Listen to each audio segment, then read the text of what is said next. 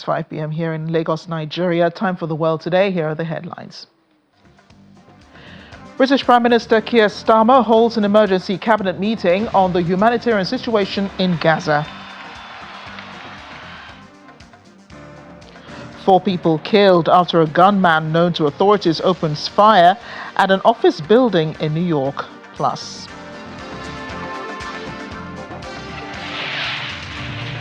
extreme weather brings floods in China, killing 30 people. You're right here on The World Today.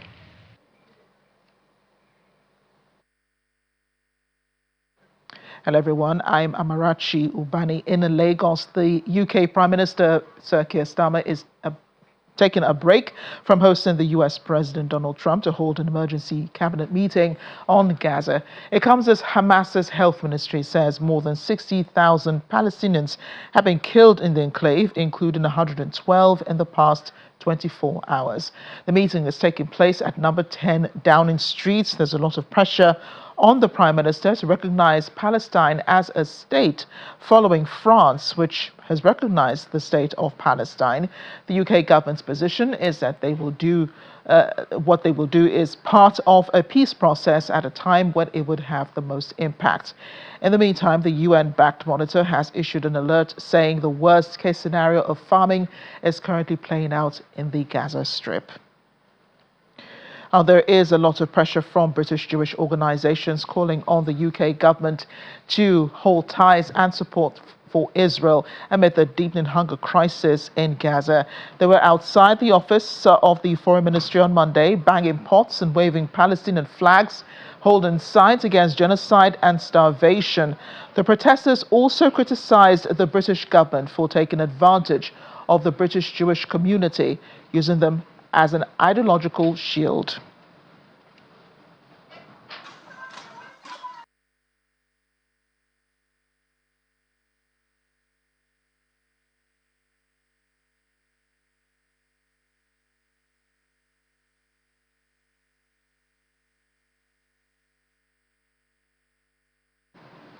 To apologize for that. Meanwhile, the UN's Integrated Food Security Phase Classification Platform says 2 out of 3 famine thresholds have been reached in Gaza, plummeting food consumption and acute malnutrition.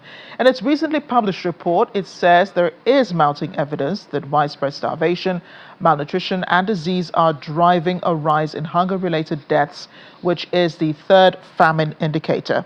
The alert follows a May 2025 IPC analysis that projected that catastrophic levels of food insecurity are for the entire population by September. According to the platform's experts, at least 500,000 people are expected to be in IPC Phase 5 catastrophe, which is marked by starvation, destitution, and death. Well, staying with the UN, Secretary General Antonio Guterres has called for renewed political will to achieve a 2-state solution and condemned actions that undermine peace in Gaza.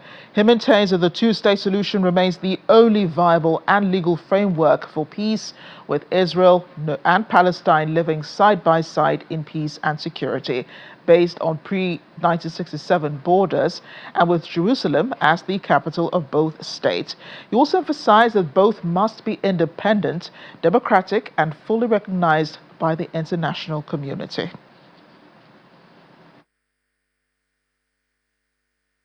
Nothing can justify the horrific 7 October terror attacks by Hamas and the taking of hostages, both of which I have repeatedly condemned.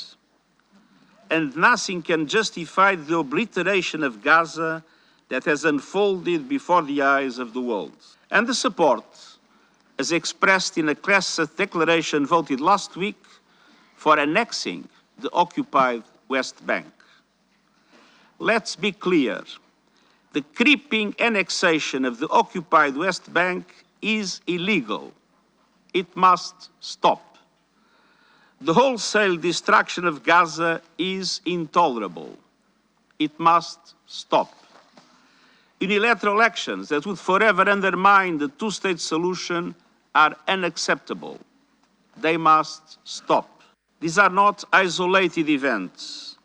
They are part of a systemic reality that is dismantling the building blocks of peace in the Middle East. And yet, precisely because of the grim realities, we must do even more to realize the two-state solution. This conference is also a message to the Israeli people that there is a path to peace and regional integration.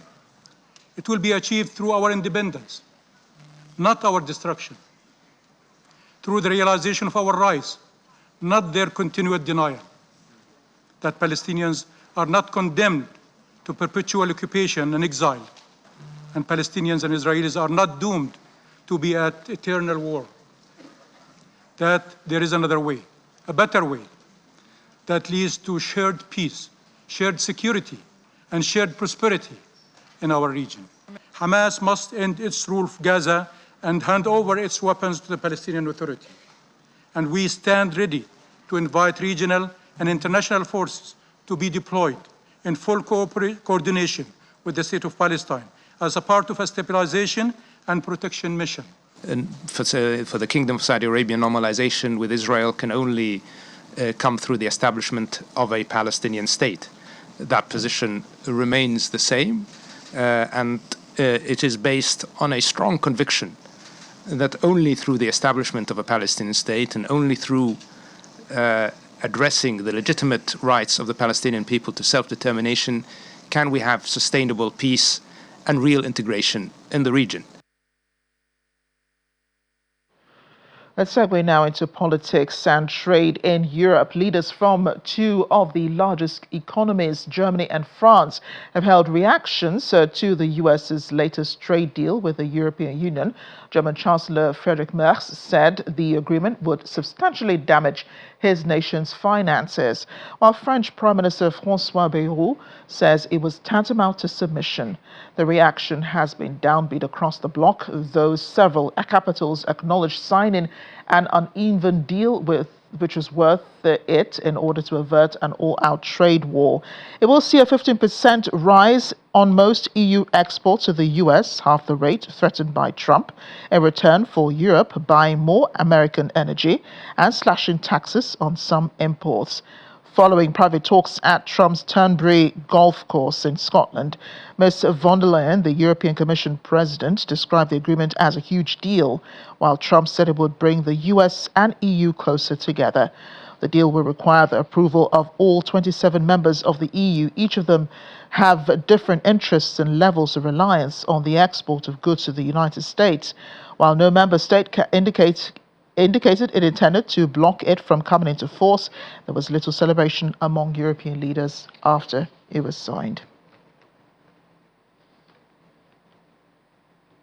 And the US President Donald Trump has been on a week-long visit to the UK. Today he cut the ribbon on a new golf course at his Aberdeenshire resort. The president says he'll play on the course, very quickly before heading back to Washington, D.C. to put out all fires all over the world. The trip, which mainly promoted Trump's two golf resorts in Scotland, also saw the president secure a trade deal with the EU, which we mentioned, as well as bilateral talks with the UK Prime Minister.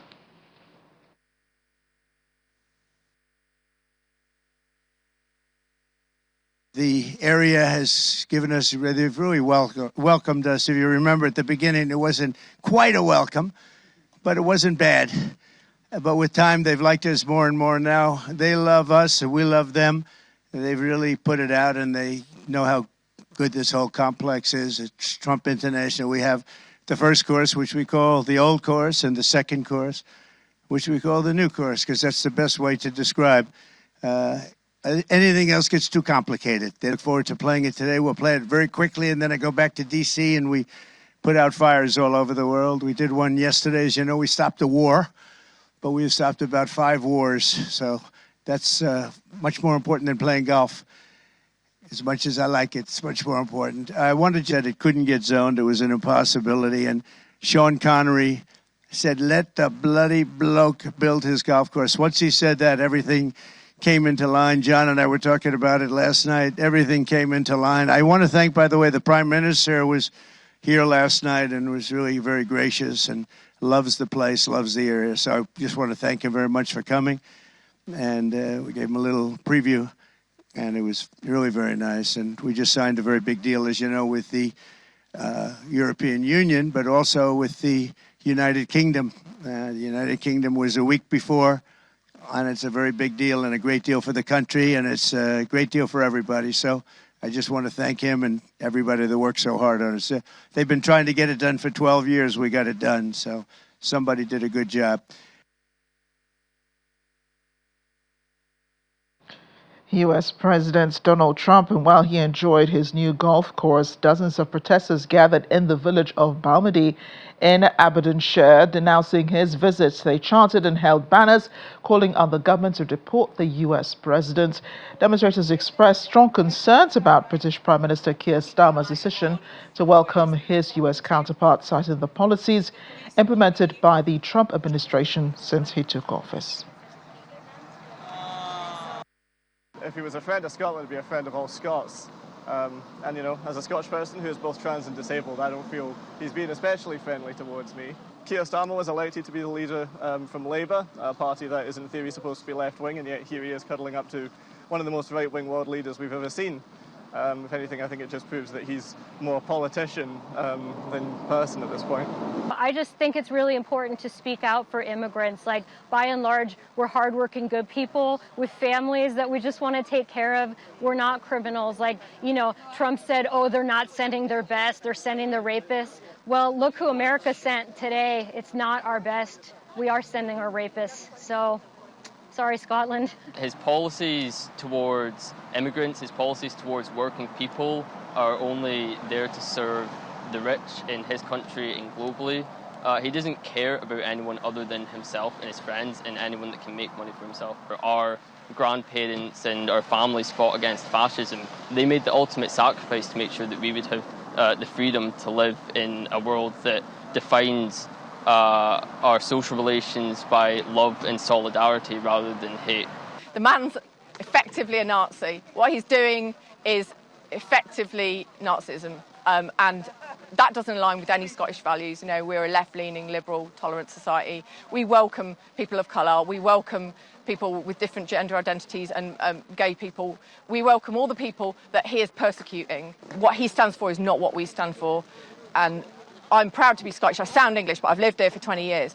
And I count myself as Scottish, and I love Scotland because of those values, and he's the absolute antithesis of that.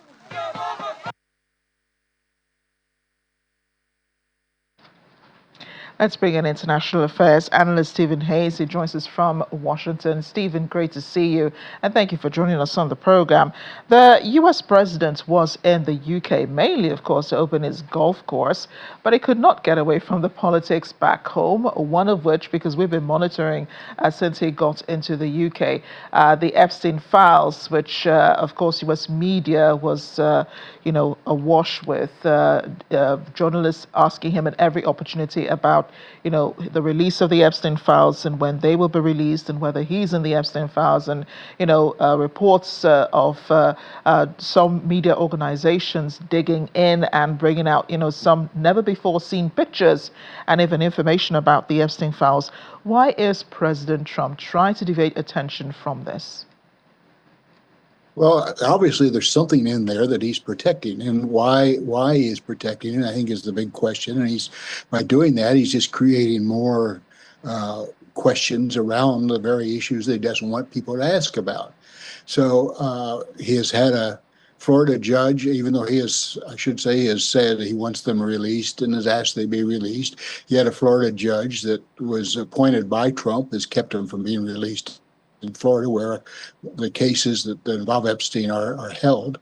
He has signaled, frankly, that he is open to pardoning Ghislaine Maxwell, who was the person who provided and enabled Epstein so well by providing women. So I should say young girls, because that's the issue. So the question is, why is he doing it? I don't know. I don't think anyone knows for sure. He seems he's never been implicated as directly involved in it, Certainly, people know about his friendship with Epstein at one point. So the question is, what is he hiding? And I think that's the issue.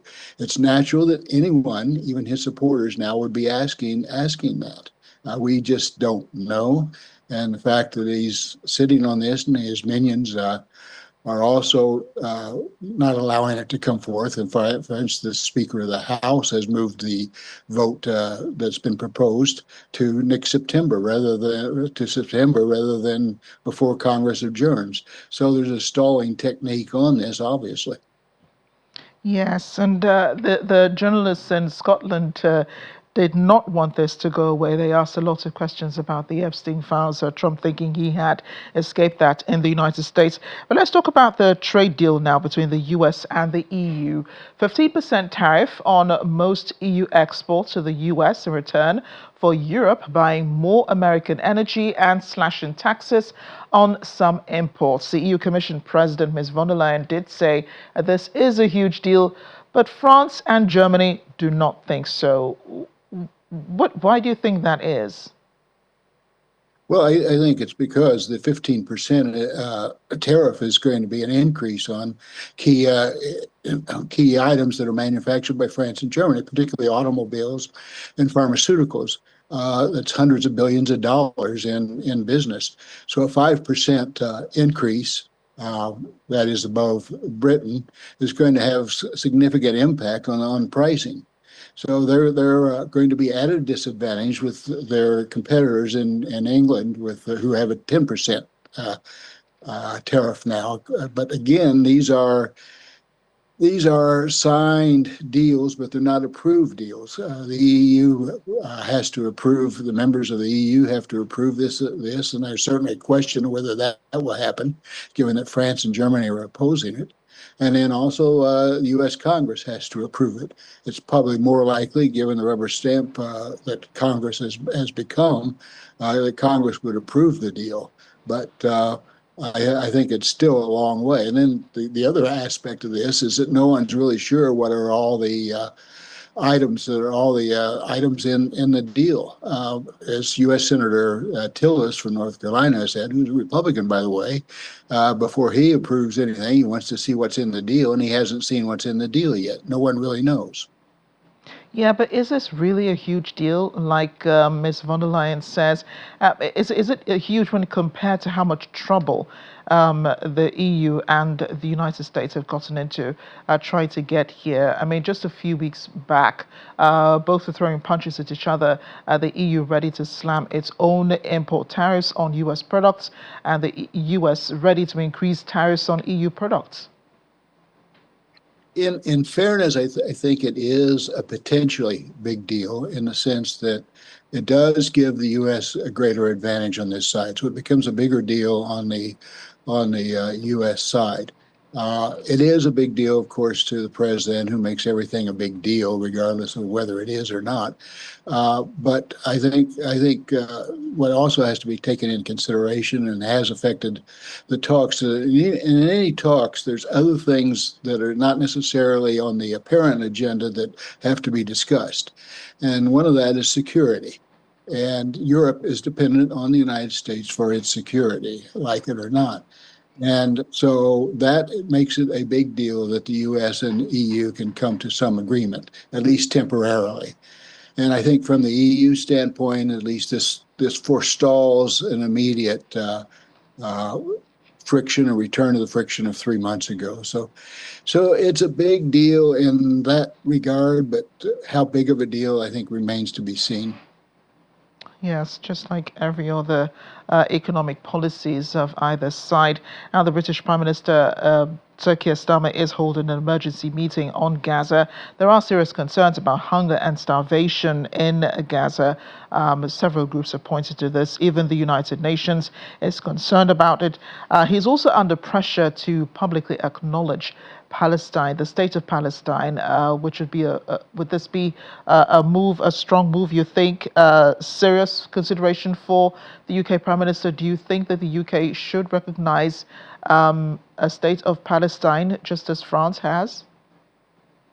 At some point, yes, and the reason I say that is that it was agreed upon at the UN, but for 20 years ago, it's been the calling for a two-state solution.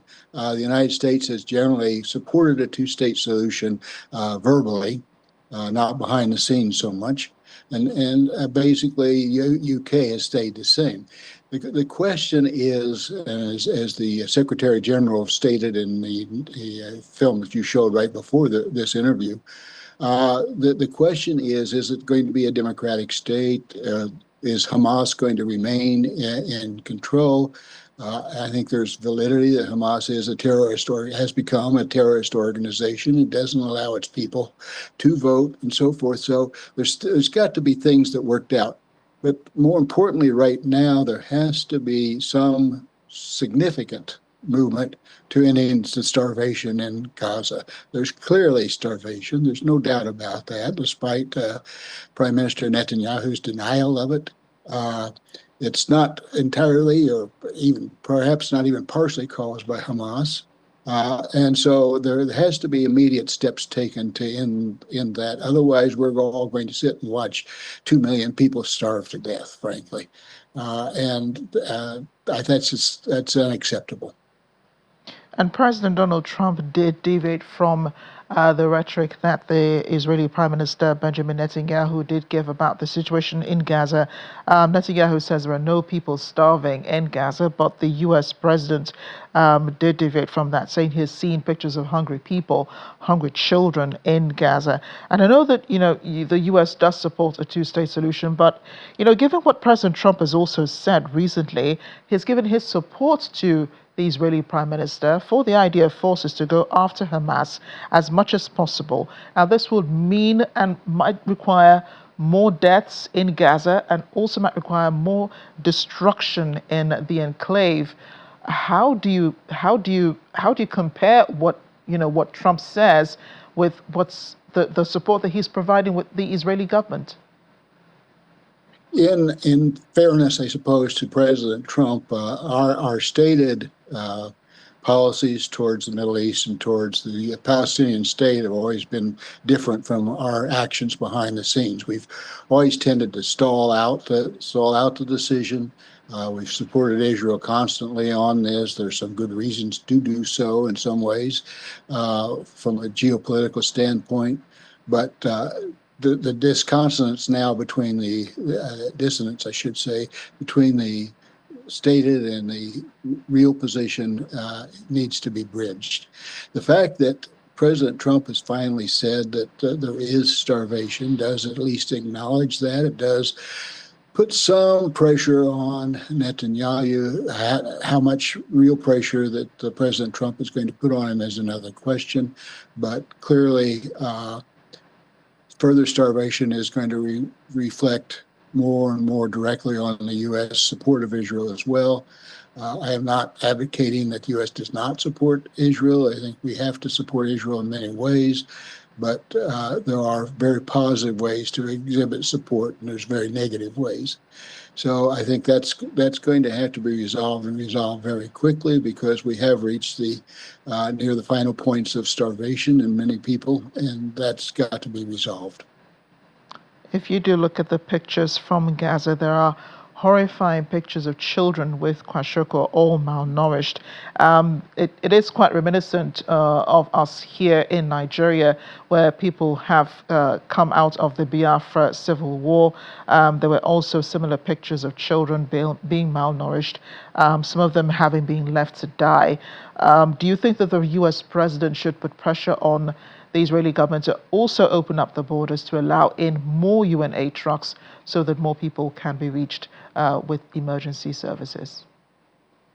It's interesting. I did think about Biafra as well, having grown up with that period. And there are some similarities in different ways.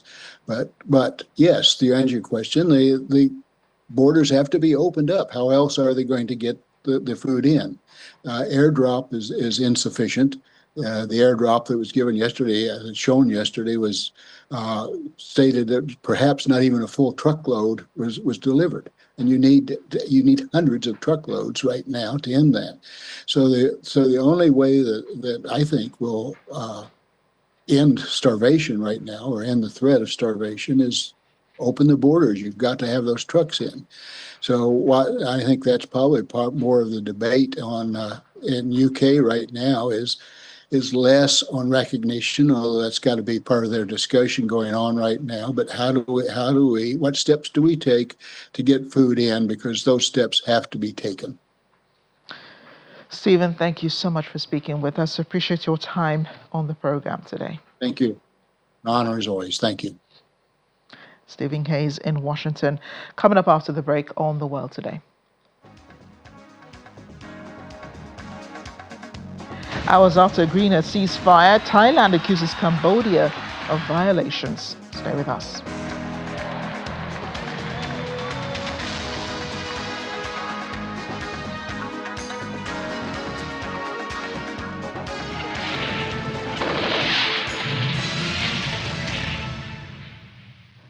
Welcome back to The World Today. We're learning details now on the New York shooter who killed 4 people when he stormed a skyscraper in the city. He has been identified as 27-year-old Shane Tamura of Las Vegas, who shot himself dead after opening fire in a building where the American Football League has its headquarters. But he went on to a different building, a different part of the building, after taking the wrong elevator. According to New York City Mayor Eric Adams, the gunman was carrying a note which he blamed CTE, a brain disease triggered by head trauma, for his mental illness. Ex-teammates have told U.S. media that Tamura played football as a teenager but did not play in the NFL. 36-year-old New York City police officer Didarul Islam, who was working as a security guard at the building, was among those killed. Our hearts are heavy. 5 innocent people shot tonight. We lost 4 souls to another senseless act of gun violence, including a member of the New York City Police Department. Additionally, the shooter is dead of an apparent self-inflicted gunshot wound. To be clear, 6 total tonight died, 1 including the perpetrator. And I'm sorry, 6 total was shot tonight, 1 including the perpetrator. No words can describe this act of evil. We will continue to do what we do as a city, and that's fight to protect innocent New Yorkers. Surveillance video shows a male exit a double-parked black BMW on Park Avenue between 51st and 52nd Streets, carrying an M4 rifle in his right hand. He walks towards the building's entrance. That individual was seen exiting the BMW alone. The building's security camera footage shows the shooter enter the lobby, turn right, and immediately open fire on an NYPD officer. He then shoots a woman who took cover behind a pillar and proceeds through the lobby, spraying it with gunfire. He makes his way to the elevator bank, where he shoots a security guard who was taking cover behind the security desk. 1 additional male is shot in the lobby, per his own statement from the hospital. The shooter then calls the elevator, which opens in the lobby.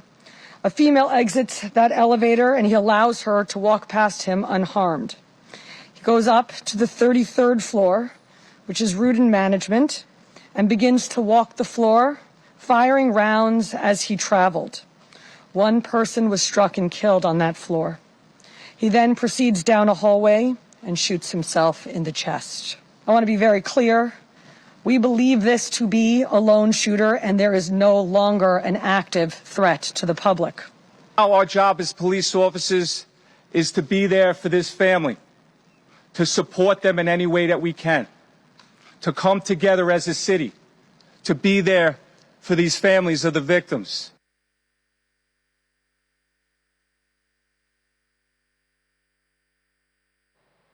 And we have an update now on our lead story today. The UK Prime Minister Sir Keir Starmer says he will recognize a Palestinian state at a UN meeting in September unless Israel meets certain conditions.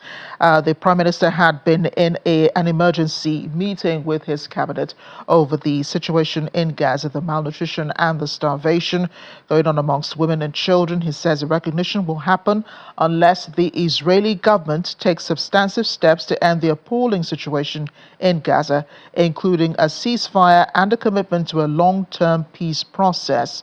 Most countries, about 139 in all, formally recognize a Palestinian state. Last week, France pledged to do so at the same UN meeting. It comes as the Gaza Hamas-run health ministry says more than 60,000 Palestinians have now been killed since the Israeli offensive began following the attack on October 7, 2023. Israel has denied the numbers and also said there are no starvations happening in Gaza, but a UN-backed food security body says the worst-case scenario of famine is currently playing out in Gaza. Israel insists there are no restrictions on aid deliveries, even though it did advise aid groups to explore airdrops of aid into Gaza. Once again, the UK Prime Minister, Sir Keir Starmer, says the UK will recognize a Palestinian state at a UN meeting in September unless Israel meets certain conditions. In other news now, former Colombian President Álvaro Uribe has been found guilty of witness tampering and bribery in a landmark trial, becoming the country's first ex-president to be found guilty at trial. Judge Sandra Liliana Heredia ruled on Monday there was enough evidence to determine that Uribe conspired with a lawyer to coax 3 former members of a paramilitary group who were in prison into changing testimony that they provided to Ivan Cepeda, a left-wing senator who had launched an investigation into Uribe's alleged ties to a paramilitary group in the 1990s. The case dates to 2012 when Uribe filed a libel suit against Cepeda with the Supreme Court. But in a twist, the High Court dismissed the charges against Cepeda and began investigating Uribe in 2018. Uribe faces up to 12 years in prison, but his sentencing will be delivered in a separate hearing on Friday. He is expected to appeal his ruling.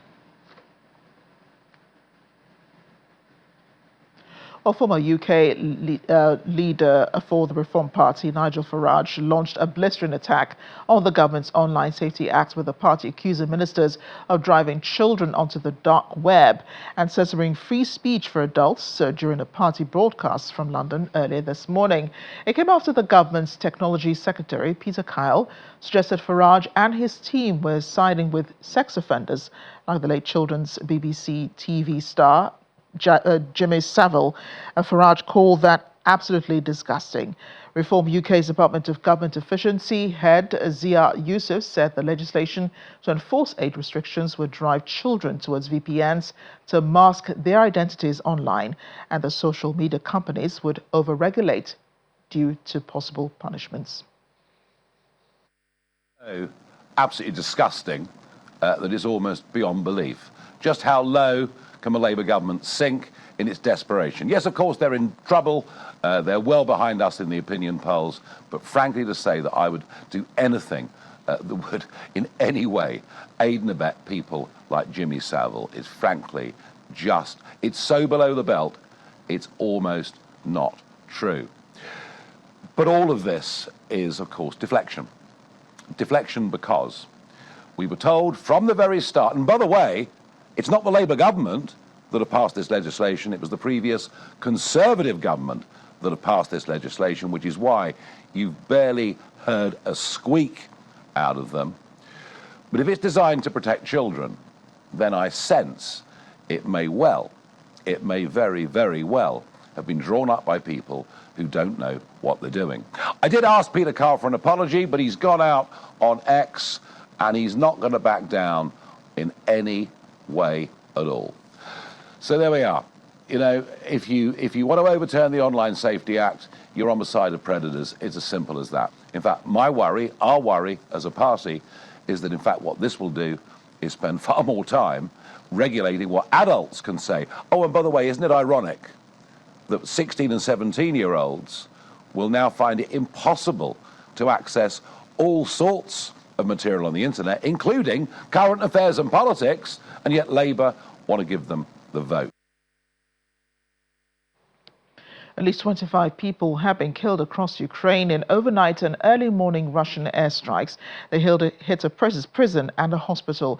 And they say the deadliest attack was on the Belenke penitentiary in the southern Zaporizhia region, where 16 inmates were killed and more than 50 people injured. A separate Russian strike on people queuing for humanitarian aid killed 5 people in the northeastern Kharkiv region.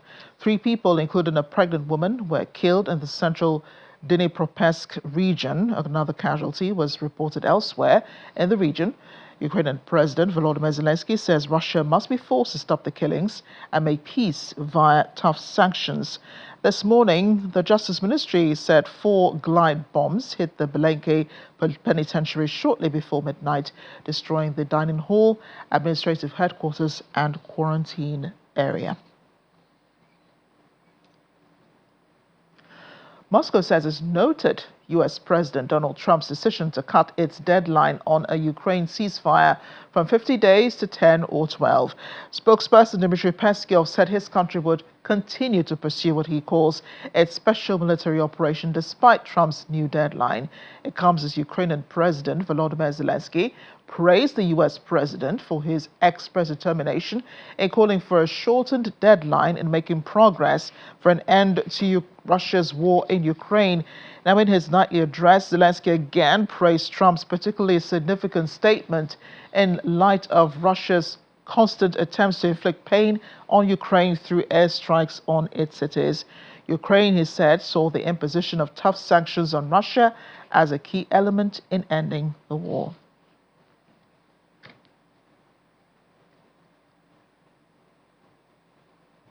And direct flights from Moscow to North Korea have now begun amid a strengthening of ties between the two nations and a decline in options for Russian tourists traveling abroad. The first Moscow-Pyongyang flight, operated by Russia's Nordwind Airlines, took off on Sunday, according to the Sheremetyevo Airport's website, landed in the North Korean capital 8 hours later. Nordwind Airlines, which used to carry Russians to holiday destinations in Europe before the EU imposed a ban on Russian flights, had tickets priced at 45,000 rubles. That's about $570 US. Those on board said it was a historical event, strengthened ties between the two nations. Russia and North Korea have been forging closer military bonds in recent years, with Pyongyang supplying weapons and troops for Russia's military operations in Ukraine. They both signed a mutual defense pact last year when the Russian President Vladimir Putin visited North Korea.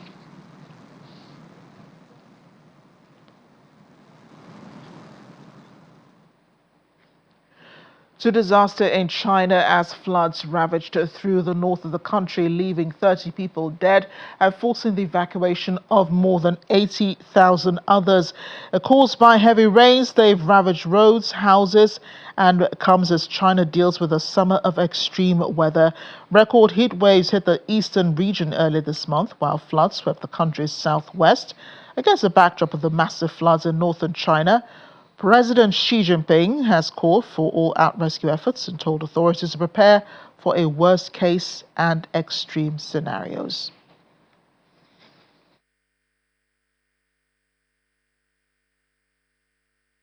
We're following closely developments in the Thai-Cambodia border disputes, and so far authorities in Thailand are accusing Cambodia of deliberately violating a ceasefire that both countries agreed on Monday to end border clashes that have killed at least 33 people and displaced thousands. The Thai military said it stopped firing after midnight, but it continued to receive gunfire from the Cambodian side at multiple locations up until this morning. Cambodia's defense ministry says there has been no armed clashes between the two sides since the ceasefire began at midnight. Despite the accusations, meetings between local commanders from both sides took place earlier as part of the ceasefire agreement. They agreed to stop shooting and halt the movement of troops on the front line. They've also agreed to allow each other to collect their dead.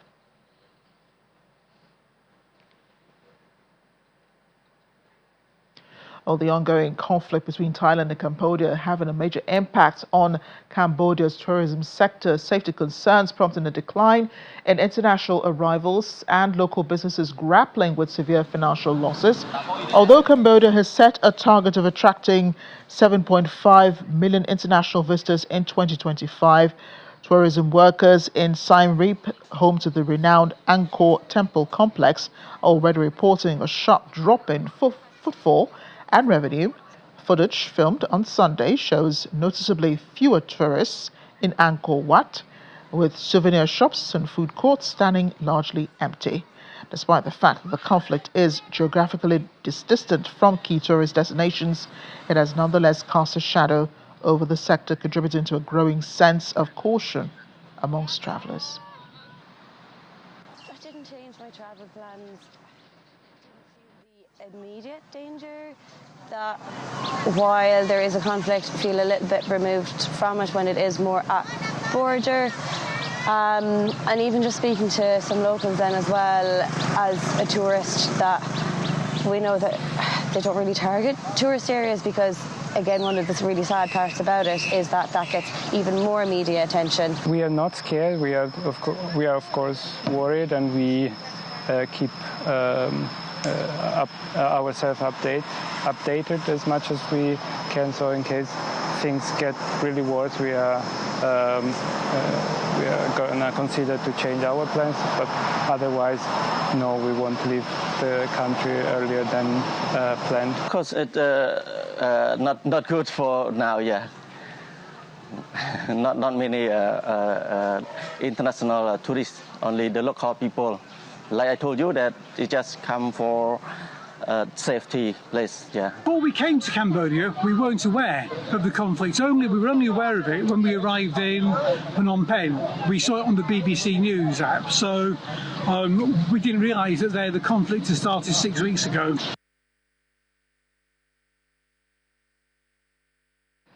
Descendants of enslaved Africans are returning to key slave trade sites in northern Ghana to reconnect with their ancestral roots, remembering the path once taken by their captive ancestors from villages like Nok to the slave markets in Salaga. At the Salaga markets and heritage sites, statues of enslaved people are displayed across the area. The Wankabe slave well, graves of enslaved people, and sculptures placed under a tree at the Salaga slave market. People like Naomi Adams, home queen mother of Kakoshi village, discovered her family's ties to slavery whilst researching for a university paper. She found her great-grandfather's name in a New Orleans census, leading her to a slave listing. Local guides like Ibrahim Jamal, East Gonja Municipal Culture Officer, often descendants of families linked to the market, lead tours and share historical insights into the history of the slave trade. Whatever capacity the boat must be. And we've warned them against that, to avoid overloading of these boats. They must have manifests, so that whoever is boarding this boat, you must know who he is. To avoid night travel.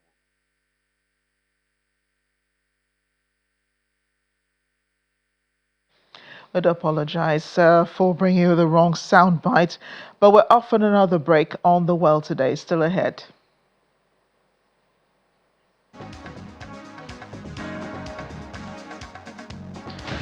Sun, water and fun. How Armenians celebrating this year's Vadavar festival. Stay with us.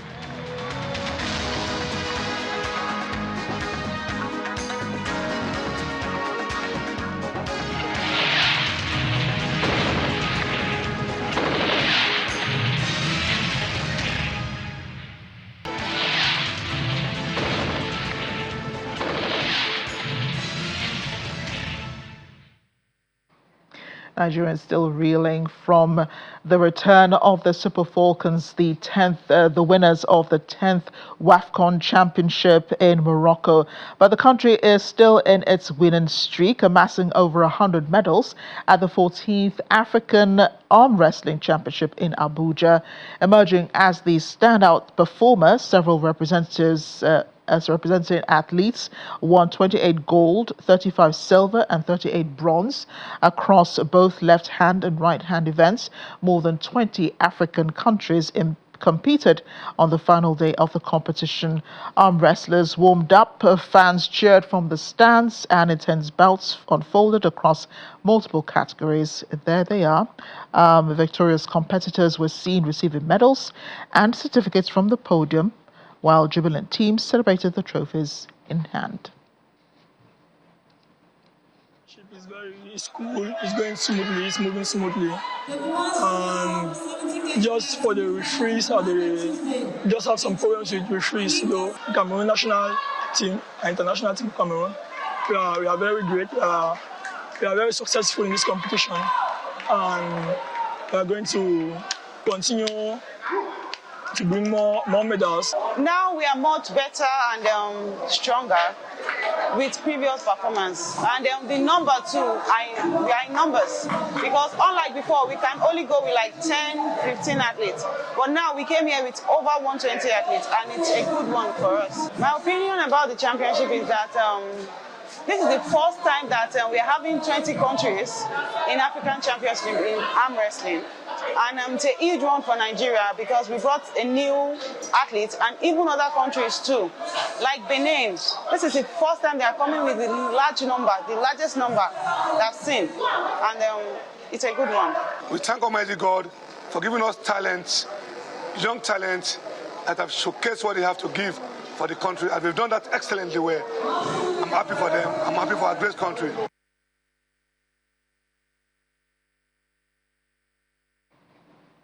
And if you're a parent in China, you could be given as much as 3,600 won to have more children, according to the government's first nationwide subsidy aimed at boosting birth rates. The country's birth rate has been falling even after the Communist Party abolished the one-child policy almost a decade ago. This handout will help around 20 million families with the cost of raising children.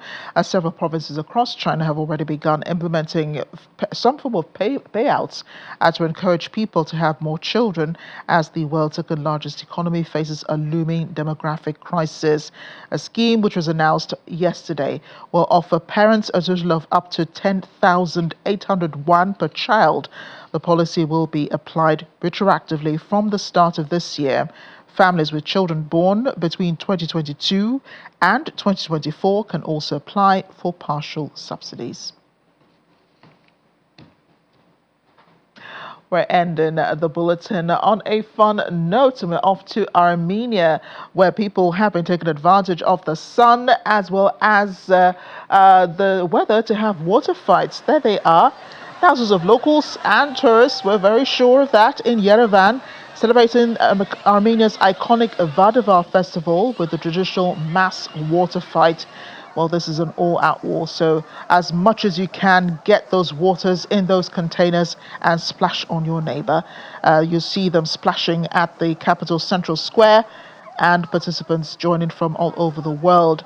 The festival Vadavar is held 14 weeks after Easter. It commemorates the transfiguration of Jesus. Locals believe that water poured on this day has the power to wash away sins.